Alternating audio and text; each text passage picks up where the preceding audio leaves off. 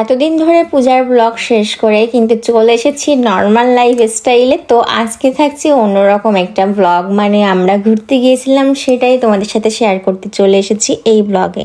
তো hello everyone, কেমন আছে সবাই? আমি সুস্মিতা আবারও চলে এসেছি নতুন একটা ব্লগ নিয়ে তোমাদের সাথে শেয়ার করতে। তো আমরা কিন্তু গিয়েছিলাম ময়ূরী আবাসিকে, আর এই জায়গাটা আমাদের খুব টানে শুধুমাত্র এই কাশফুলগুলোর জন্য।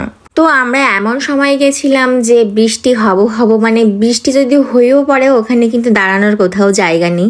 তারপরেও রিস্ক নিয়ে গিয়েছিলাম। তো যাওয়ার পরে আর বৃষ্টিটা হয়নি, আমাদের কপালটা ভালো ছিল।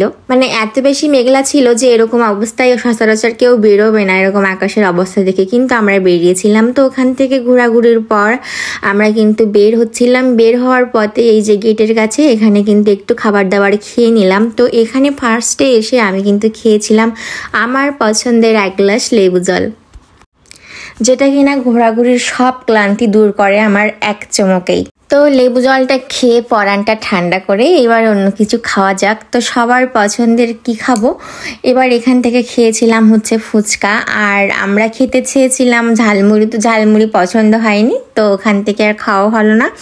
আর পাঁপড় ছিল না, যেটা কিনা সবার পছন্দ। বসছে এখন পাঁপড় নেই বিধায়, আর ঝালমুড়িও পছন্দ হয়নি, এই জন্য ফুচকা খাচ্ছি।